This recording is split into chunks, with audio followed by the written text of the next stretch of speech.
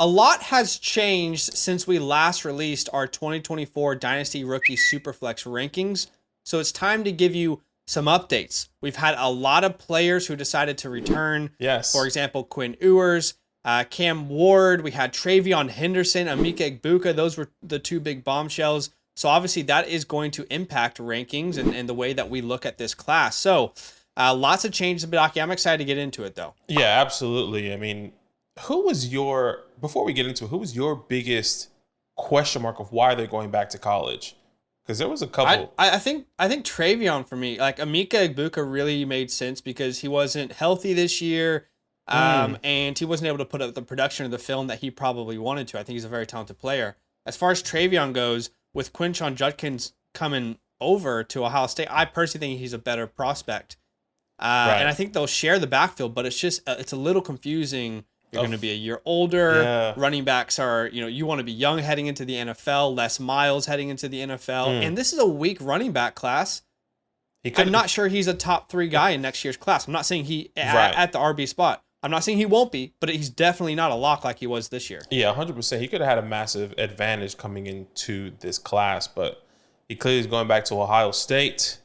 It's going to be very interesting to see how that's going to pan out for him. Good luck to Travion Henderson. Their team's going to be great, though. Yeah, team's going to should be 100%, no doubt about it. All right, let's get into it here. Like Zach said, we're giving you a new updated 2024 Dynasty Rookie rankings. We're going to go through Zach's rankings. Obviously, I'll throw in my inputs here and there. Yeah. So let's not waste any more time. Take us through your first tier.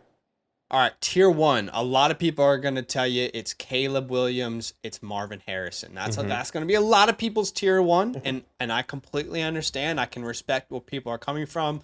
Those are my first and second ranked players in this class in a Superflex format. However, my tier 1 extends to 5 total players. I truly, wholeheartedly believe that if you have a top 5 pick in a Superflex league this year, do not move that pick. Don't touch it. Don't sell it. It will only gain value from now until the NFL draft. And you could be having true pillars to build your dynasty team around. I've got Malik Neighbors in this tier. I've got Jaden Daniels, and I've got Drake May. And look, as far as May, Neighbors, Daniels, don't focus so much on like what order they're in. It's just that they are also in this tier. I believe all these players, this could be the first 5 picks of the NFL draft. I know that sounds crazy. That could be the first 5 picks in the NFL draft. Regardless, these players aren't getting out of the top 10. They're all players that I believe are elite prospects in their own position. Drake May, I see a little of the Justin Herbert type of upside with his play. I think he's got a safe floor, big body. The size is not an issue. The arm is ridiculous. Jaden Daniels, when you talk about fantasy success, the upside for Jaden Daniels, there is no roof. It doesn't exist. Malik Neighbors, I believe he's in the same tier as Marvin Harrison Jr. I'm a huge fan of his game. He is electric after the catch. He is a better athlete. He's more explosive. He's more dynamic after the catch than Marvin Harrison Jr. is. That's where those two separate themselves. I see a little Antonio Brown. I think that ceiling is crazy, but I think it's a possibility. It's a ceiling comp. A little Antonio Brown, a little Reggie Wayne, a little DJ Moore. We know about Marvin. We know about Caleb. We know why we love these players. They're absolutely elite in their own right as far as prospects go. But my tier 1, man, still, I was thinking this over today. Man, do I give in to what everyone's saying tier 1 should be? No, this is how I truly feel. If you have a top 5 pick, you're getting potentially a top 15 dynasty asset this time next year. Yeah, no question about it. And, all these guys are pillars as you build in your dynasty team going into 2024.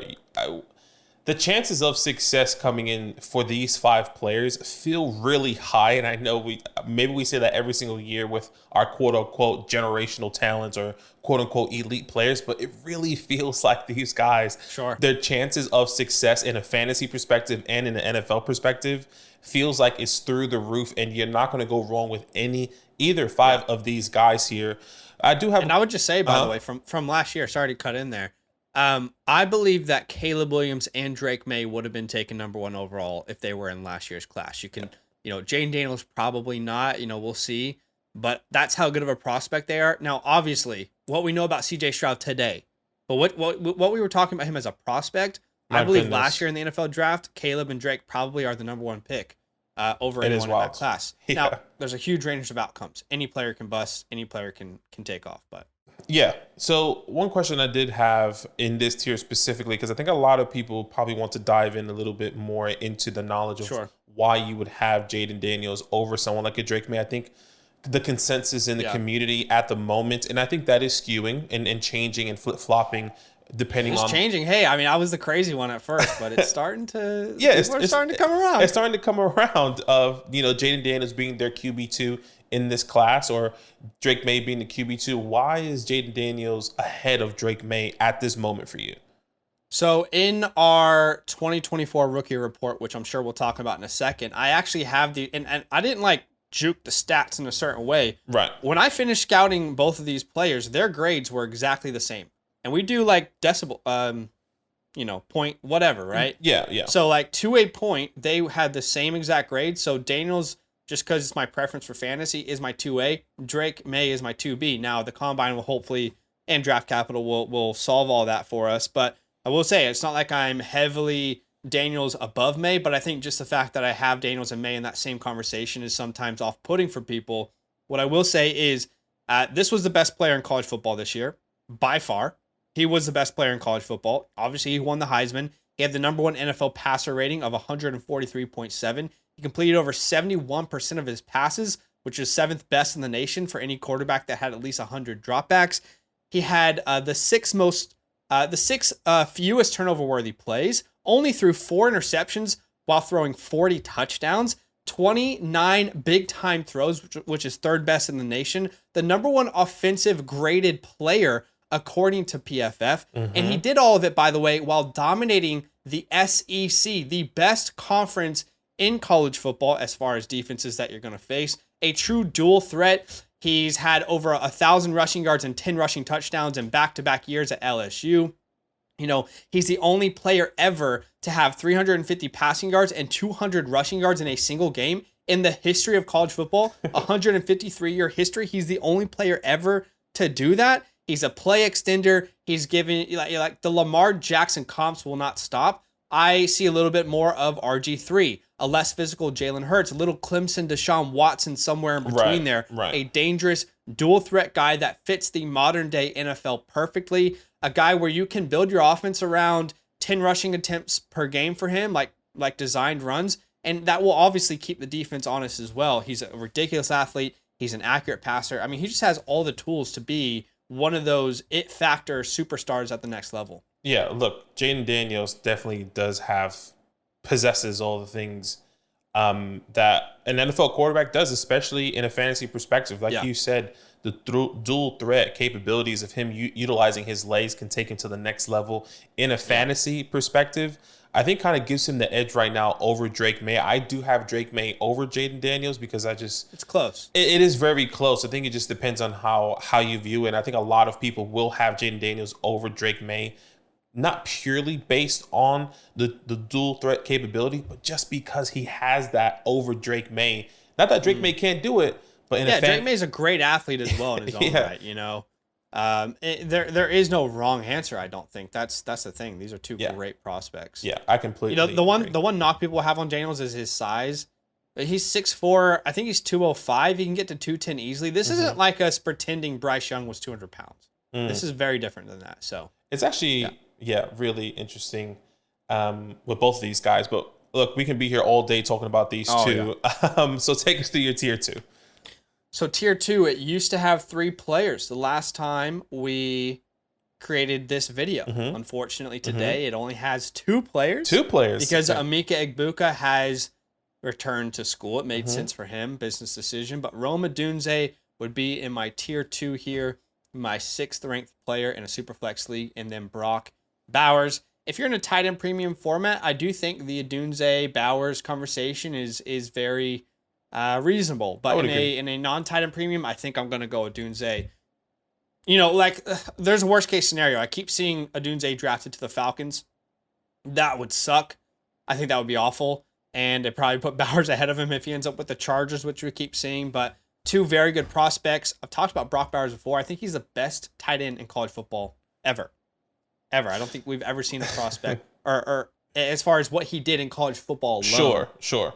I don't think we've ever seen a tight end better than him. Yeah, in college football. And both of these guys have had incredible years, incredible collegiate career. Obviously, we've seen Roma Dunze with Michael Penix. Obviously, they didn't close it in the Natty game there, the college football playoffs, unfortunately. But Brock Bowers here going, if either of these guys land on a team where they're both the number one option, no matter what that looks like, these guys will skyrocket however way possible. So I do have these guys, both Roma Dunze and Brock Bowers, in this same tier. Let's not waste any more time in By this. By the way, before we get into the next tier, I just wanted to let people know that if you guys are big Dynasty people, you're diving into Dynasty content every day. We have put together what I would call the best package that you can get for 2024 rookies. It's our 2024 Dynasty Rookie Report. Version 1 is already out on the Flock Fantasy website. You can see an example here of Marvin Harrison Jr.'s profile. We dive into film. We talk about pro comps, projected draft capital, strengths, weaknesses. When the combine happens, we'll update that information. Soon we'll add a lot more features in version 2, which, by the way, releases February 1st. Version 2, a whole bunch of new features. And I was just going to say, Brock Bowers, the tight ends. The tight ends are going to be released in version 2 as well. So if you want to dive into the tight ends and get even more deeper into the class, make sure, if you want access to this, then go ahead and use our promo code LAND. Sign up to the Flock Fantasy website. Choose the Mother Flocker tier, and you will instantly have access to V1. And version 2 will drop February 1st. And there will also be all these other perks that you get: a Dynasty team review from us. You get access to the Dynasty trade calculator, our rankings for one quarterback for Superflex. You get the Dynasty trade show unlocked, where we look at your trades every week. You get the Fantasy hotline, which is a direct DM to us. Check out the pinned comment, because I promise you it's the best bang for your buck in the industry, and you get to support this channel. But I just want to quickly let people know about that. Makes sense there. We're excited for V3. For V2. For V2, V2. Huge update, like Zach said. Excited for that one here. Take us to your tier 3. All right, tier 3. This is a bigger tier. I've got Troy Franklin in this tier. I'm a big fan of Troy Franklin's game. But the range of outcome, though, it's concerning me that we're seeing less and less people mock him in the first round in the industry. That is a little bit concerning for me. Of course, the combine hasn't happened, so we'll see what happens with him. But that's gonna change, there's a little Deshaun Jackson, Jamison Williams, Devonta Smith to his game. He's so electric. He's such a good route runner. That is an explosive athlete that you want on your team. Speaking of explosive athletes, there might not be a better athlete in the class than Brian Thomas Jr. Love him. I am so glad that he declared Badaki, because it brings a lot of strength to the back half of this class. Now, look, clearly, if you have a top 5 pick, you feel like you found gold. If you have a top 7 pick, you feel like you found some silver. You invested in silver, and could be gold at the end of the day, honestly. Could be. If you have a pick from the 108 to the 112, I'm hearing a lot of people already selling those off.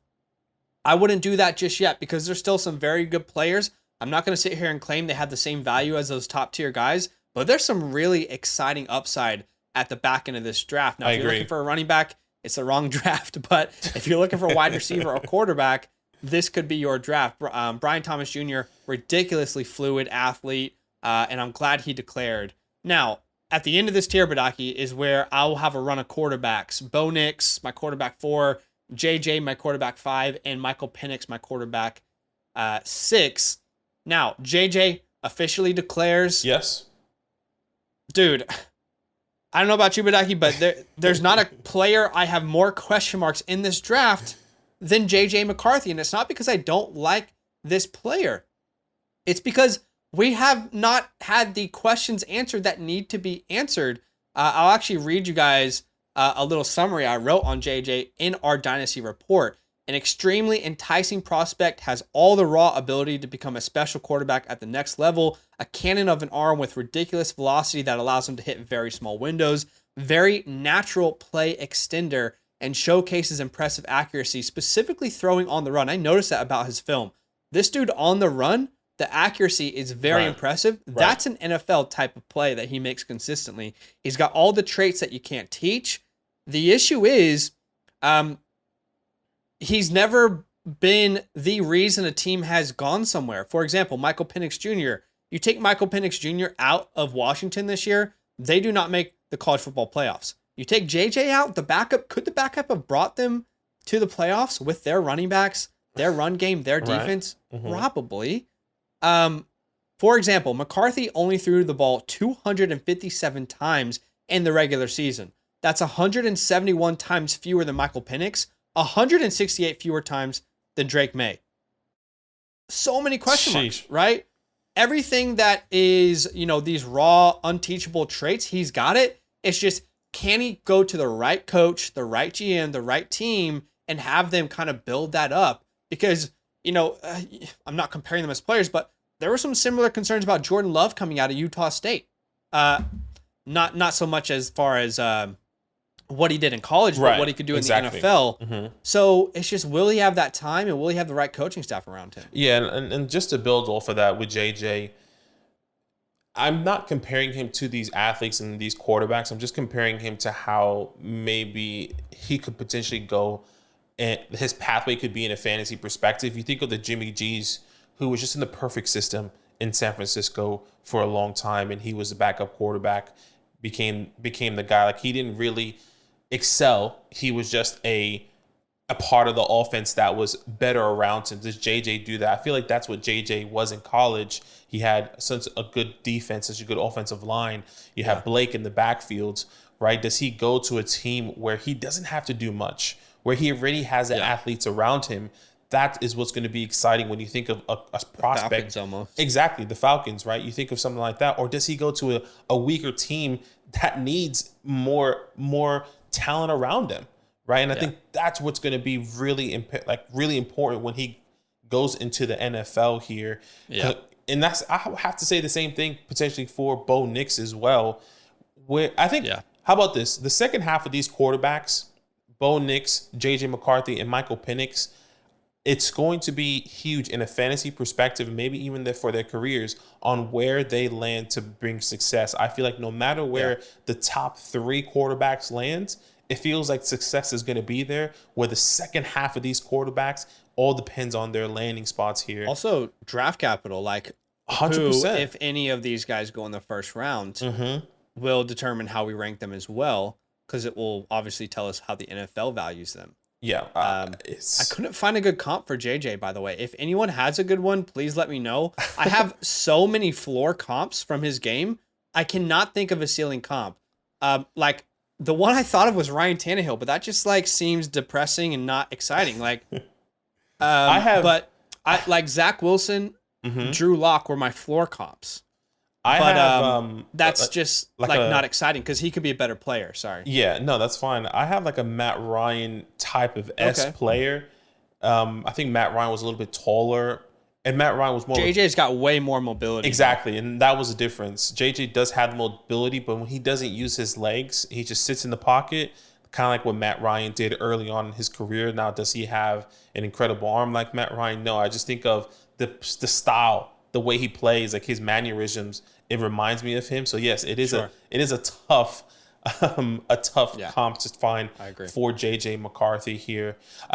Really quick, love Troy Franklin, Brian Thomas, and brother Bo Nix. One of my favorite low-key quarterbacks coming into this class. I think you and I have been talking about him all live stream, all off camera as well. Somebody that I truly believe could be a surprise when you think of how deep this class is, and he could be one of these guys that comes out, and I'm talking once again, not career-wise or maybe career path-wise, not with success, but thinking okay, you got drafted in the third round, show us what you got. Dak Prescott type of feel, the Russell Wilson's type of feel. That's the type of way I can see his career path going. Maybe that success does come his way where he can be a fantasy-relevant quarterback. But Bo Nix, such a wide range of outcomes, crazy elite accuracy here. One of the terms you use, and maybe it's probably best if you explain it, you keep saying point guard plus. Tell us a little bit more about that. I do, because I think so Brock Purdy is my ceiling comp for a guy like Bo. You put Bo in the 49er system, he's doing what Brock's doing. I love Brock. I've been a huge Brock guy. I've been telling you guys to buy him all offseason. But he is that point guard plus type of player. This term point guard gets, talked down on so much, but it's probably the most important part of playing quarterback is point guarding the offense, leading the offense. Right. And that shouldn't be something that we look down upon, but I'm terming a term point guard plus because yes, he's a game manager. He can run the offense seamlessly, but on those 3 to 5 times a game where he needs to throw off schedule or extend a play, that's where the plus comes in. He's not just a Jimmy G. We're sitting in the pocket and like, okay, if the structure of this play breaks down, I'm taking a sack. That's not these kind of players. A guy like Bo Nix is like, okay, that's not open. Let me use my legs, my athleticism. Maybe I'll rush for it. Maybe I'll extend it and throw it on the run. He's got a point guard plus type of profile, which I think a lot of NFL teams are going to like. 100%. A guy that can do everything right. And then if he has the weapons around him, can elevate this offense to the next level, which is really exciting here. Okay. All right. Tier 3, very interesting. Now tier 4, take us. I think this is where, at least for me, this is where like you have my guys. This is where the my guys start to come in in tier 4. Tier 4 onwards, we'll talk about my guys. Speaking of my guys, there's 2 of them for me there you go. That are coming off the board next 2 in a row. Ladd McConkey, Jalen McMillan. Happy to talk about them if we want to. I've got the Texas boys. After that, Xavier Worthy, Adonai Mitchell, and then Tez Walker. And I'll just say this about tier 4 because I just know people are going to be like, you're too low on Tez. You're way too high on Ladd or whatever. Like, I don't think I am, but focus on the tier. Not so much exactly where these wide receivers are ranked, but the tier. Tez Walker, I think he has the upside to be ranked as high as, where Ladd McConkey is, which I believe, let me double check, would be my wide receiver 6. Okay. Some people have him as like their wide receiver 4 over Troy and Brian. I'm not there.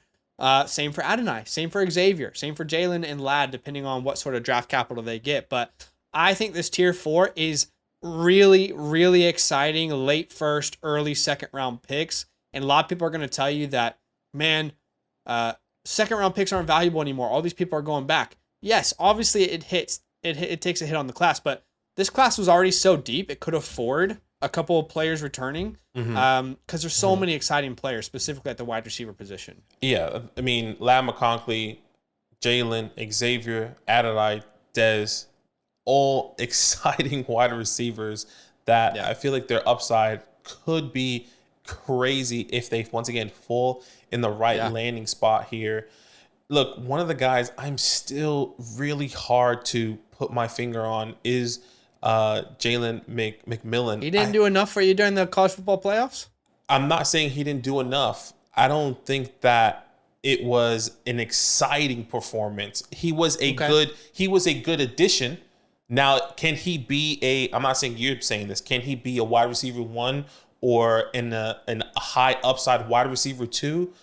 I'm not sure still, even with the playoff performance. Now, what he did was good, but I can't see it there taking it to the next level. So, and convince me, because I think a lot of people could be in my boat.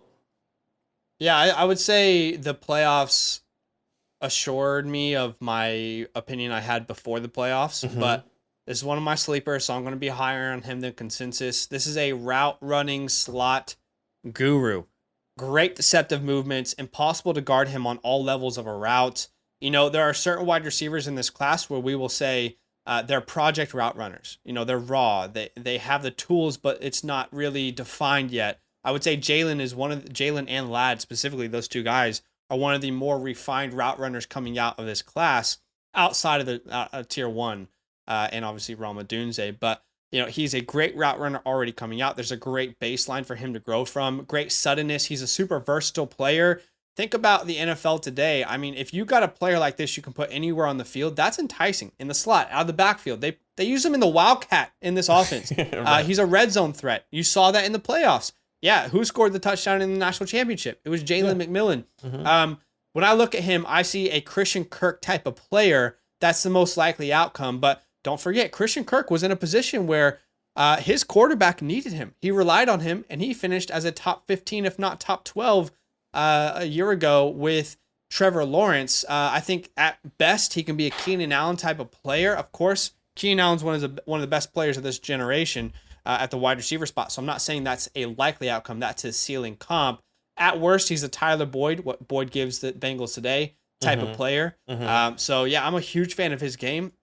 And I just think he fits the modern day NFL like a glove. Starting slot wide receiver that doesn't need to be your number one, but could be if a player goes down. Yeah, and I think that's what concerns me is you think of Christian Kirk, he had to transition to another team where he was the number one, no question about it, where there was a perfect pathway.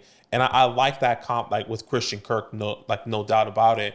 But if he doesn't land in that perfect situation, he's at best a wide receiver 2 or wide receiver 3. Like I do like the floor comp as well as a Tyler Boyd, because you can see when somebody does go down, he steps up every single time. When T. Higgins goes down or Jamar Chase goes down, Tyler Boyd is a top waiver wire pick because you know he can be consistent in producing you a flex performance or a low end wide receiver 2. And that's exactly how I'm kind of envisioning him at the moment. I think maybe where I differentiate it is I think that's like that's his baseline. I do think there's a ceiling where he becomes one of these premier slot weapons. Right? Did anyone think Amon-Ra St. Brown would be where he is when he entered the NFL? Sure. So I'm saying there's a range of outcomes where he does end up the Keenan Allens of the world. But at worst, I think he has a safer floor than the likes of like a Tez Walker. But you can make a case that Adonai and Tez, with their size, with their baseline, they could have higher upside than a guy like Jalen or a guy like Ladd. But I think they fit the modern day NFL so well. All right, take us to your tier 5. Okay, so if you'll notice, there hasn't been a single running back off the board yet. I've noticed. You and I keep saying, hey, this is the weakest running back class we've seen in a long time. Not to say there won't be contributors or even starters, but it's just as far as prospects go, there's no Breece Hall. There's no Travis Etienne. There might be an Achane, probably not. Definitely not as a comp for a player. There's no Bijan or Gibbs in this class. Right. But my RB1 in this class, even before Travion declared, was Trey Benson. This is where he comes off the board. And if we do some quick maths, that would be the 206. Is that right? I think I'm counting that right. So mid-second round is the first time I expect a quarterback to come or a running back to come off the board in a Superflex league. Yeah, that's correct. I would also, and I'm so grateful, this was a huge boost to this class. Jonathan Brooks declaring was massive. I think this is a potential gold mine in the second round of your drafts now. You and I love Jonathan Brooks. He was our RB1. Try and say that 3 times fast. Before his injury, he tore his ACL. But I fell in love with watching this guy's film. I mean, there are certain players where you watch him. It happened for me with George Pickens and out of Georgia. Like, has that really translated yet? No, not really. We still see flashes. But there's certain players where you watch the film and you just fall in love with the player's game. That was Jonathan Brooks for me. Extremely fluid motions. I've said this before, but it's like watching motor oil flow through an engine, watching this guy in the open field, making jump cuts in and out of a defense, out of a secondary, while maintaining ridiculous speeds. He's got great vision up there with some of the best in the class. He's a very good pass catcher. This is a nightmare screen asset for an NFL team. Incredible. At the next level. When I see him in the screen game, it reminds me of what Travis Etienne did a little bit for the Jags this year. The type of guy where, hey, like once every 3 or 4 games, you give me a screen ball and I'm taking it to the house. Like, I got that kind of speed, that kind of elusiveness in the open field. I'm a huge fan of his game. When I scouted him, this is where he had a out of 94 running backs with a minimum of 100 attempts, he was 6th in missed tackles forced. He had the 4th best PFF run grade. He was getting 6.4 yards per attempt. My ceiling comps for him, I don't have a floor yet, was Travis Etienne out of Clemson, Cam Akers when he was coming out of Florida State, Miles Sanders when he was coming out of Penn State. Now, obviously, he's injured, so we don't expect him to be full strength to begin the year. It's a project pick, but I think he adds a lot of value to the second round of this class. And then Jatavion Sanders, his teammate, finishes tier 5 there. I went a little rant on Brooks, but I just feel like now that he's finally declared, we're like, okay, yes, we can really talk about this player now. No, yeah, exactly. And that's what's so exciting about him, especially when Travion Henderson is not going to go into this NFL draft. I think this is in my personal opinion, a very underrated value pick that I think as we get closer into the season, he is going to rise up rankings. As we get closer into your dynasty startups, into your rookie drafts, depending on how late you do your rookie drafts, Jonathan Brooks is going to be somebody that could potentially go as early, in my opinion, as a 202, the 201, 203 type of caliber player. I really hope not, but I think you're right. He could. He is going to rise because when the reports come out and we see these conversations, Jonathan Brooks on pace to start on week 1, on pace to be ready for train, whatever nonsense or whatever report is going to come out, everyone's going to be like, everyone's going to love Jonathan Brooks and his value is going to skyrocket. Which makes me question if Jonathan, I know he tore his ACL. Can he be the number 1 running back in this draft class? Is there a possible way that you can flip him? Because I'm at that point already right now with myself. It's like, look, he was already my number 1. He tore his ACL. There's a window, 9 months until, according to reports and doctors and things that I've read, it takes 9 months for you to recover from an ACL tear. Now, is he going to be 100%? No. But if we like the talent already over Trey Benson, in my personal opinion, can you move Jonathan Taylor to be your RB1 in this class as we get closer to the NFL draft? Yeah. Maybe. No, maybe. Yeah, I know. Like, maybe. I mean, there's so much to be answered yet. I know. The difficult part for Brooks is that there won't be a combine bump.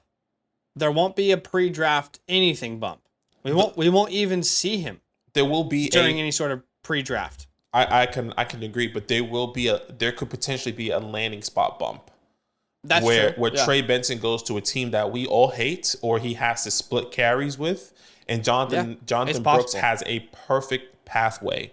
It's certainly possible. I love both of these guys, but I think I could easily see the flip. My personal opinion, flipping Jonathan Brooks and Trey Benson to be my RB1 going into. I can't say I can see it just because, again, there's very limited opportunities for his stock to rise. But I definitely get it. I like the player so much. Yeah, I hear you. And by the way, Jatavion Sanders, freak athlete. Yeah. Definitely the tight end 2 in the class and super exciting player if he ends up in the right spot. But in tier 6, these are some wide receivers I'm either lower on than consensus or sleepers. I'd say Jermaine Burton is one of my favorite deep sleepers in the class. Okay. I'd be happy to talk about him. Keon Coleman is where I'd have him. Xavier Legette, and then Jalen Polk. 3 wide receivers, probably going in the top 50 to 75 of the NFL draft from the same school. That's sick.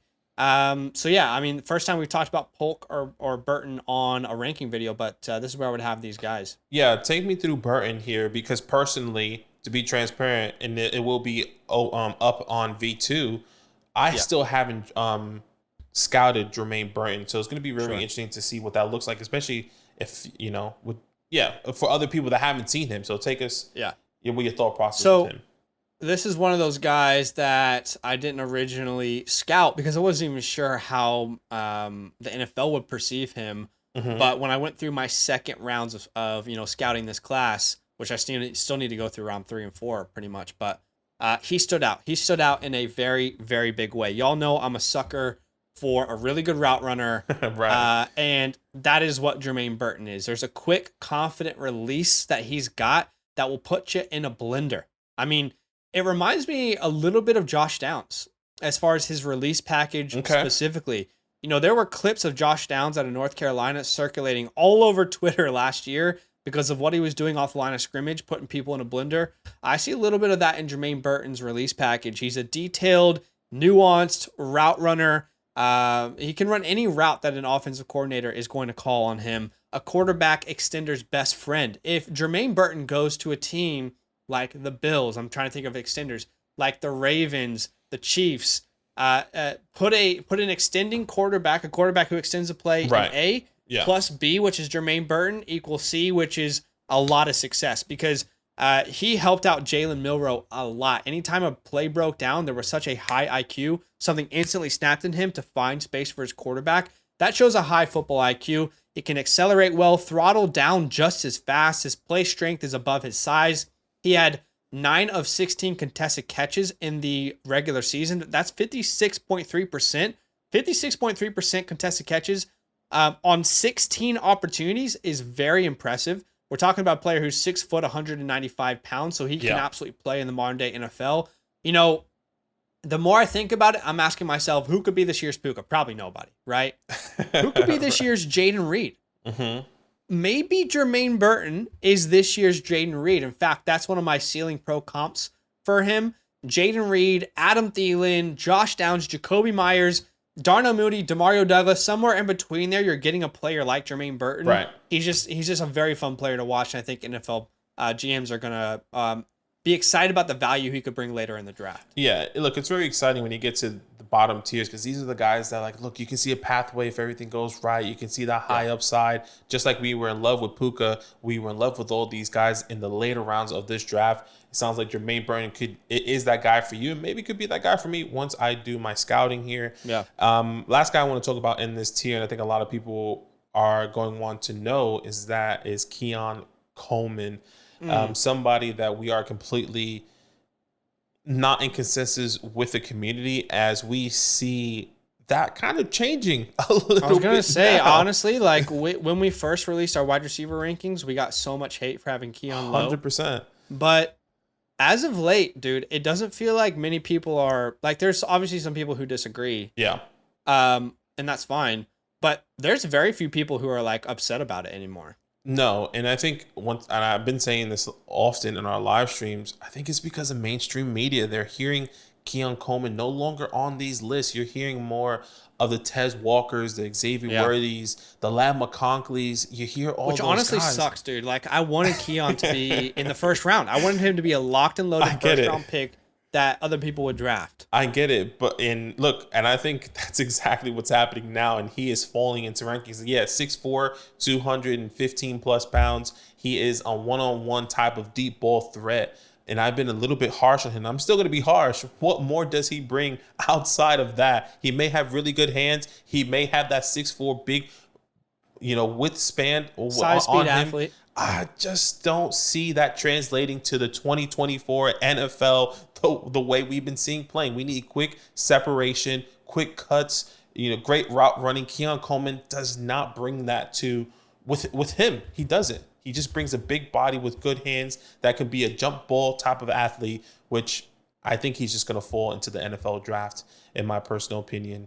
It's funny. Even like mock drafts in the NFL, like NFL draft community, everyone had him as like a top 10 or 15 pick, and now I very rarely see him there. Oftentimes we see him fall into the second round or late first.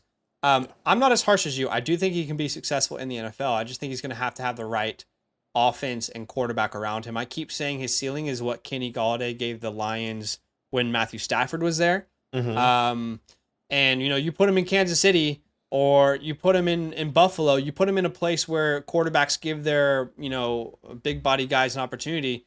They got that gunslinger mentality. That could change things. But, a very limited route runner. That's why he's down here. Makes sense. All right. And let's not pretend like he can't improve, right? Look, he can. So it's stupid for us to sit here and say, like, he can't improve. It's just there's not that natural suddenness there. And that almost feels like unteachable. Yeah, I would agree. Maybe if he had terrible stats, but he was an incredible route runner with that size, we can reconsider. Yeah. But we, like you said, we're kind of both suckers for guys that are really great route runners and that can get separation. And he just doesn't bring that, unfortunately, here. All right, to close it off, your tier 7. Yes, take a shot on a running back. Marshawn Lloyd, Blake Corum, Braylon Allen, Bucky Irving. Take a shot on one of these guys. You could add probably more names to the list. Some people might be upset because they have Blake Corum as their RB1. Go crazy. Honestly, if you have conviction on a running back in this class, go crazy. That's why I have Trey Benson as my RB1, because he's one of the running backs I have conviction on. Same with Jonathan Brooks. These other guys in tier 7, I like them. I can see how they could play a part in an offense. I can make up a pathway as far as how they be successful in fantasy. Yeah. But I might not have the same conviction as I have with a Trey Benson or a Jonathan Brooks. But this is where I had Blake Corum before the college football playoffs. This is where I have him afterwards. If something about Blake Corum changed in your mind during the college football playoffs, respectfully, you didn't watch him beforehand. We didn't learn anything new. This is who he's been. But I still like the player. And these are all guys I think could be starters, but probably are role players. So take a shot on one of these dudes. Yeah, just to shine some light, and just to keep this video short, Bucky Irving, one of my favorite running back sleepers, a PPR monster. If you're in a PPR league, this is a guy that could exceed expectations in the backfield, in the air specifically. 52 out of 58 receptions, 2 touchdowns, or just over 400 yards. So he's getting the targets out over there in Oregon. Now, what can he do in the second level with his speed, his burst, the way that he can be utilized? Just a little light to be shined on Bucky Irving, who is my favorite. And I would say back. that version for me would be Marshawn Lloyd. I'm glad we're like talking about it. If there's a Tajay Spears in this class, actually my comp for him was, if not Naeem Hines and Tajay Spears had a baby, it'd be Marshawn Lloyd. So that change of pace, receiving back who can handle a workload, Marshawn Lloyd's an exciting player too. But I'm sure we can dive deeper into those running backs in a running back ranking specific video maybe. Exactly. But anyway, that's probably it for today, guys. Appreciate you. Do us a favor, smash that like button, subscribe if you like Dynasty content. We hit 10K. So Thank you. Huge thank you for the love. Let's go. Hey, let's go up to 20. Why not? Why not you and us? Let's hit 20 together. Check out the pinned comment if you want our rookie report. But that's it. Enjoy the rest of your day. We'll see you soon. All love. Now that those idiots are done talking, who needs some rankings? Hell yeah, I need some rankings. Then use promo code LAND, LAND, for 30% off any membership at flockfantasy.com. Oh. It's so easy. Even your grandma could scan that QR code right there.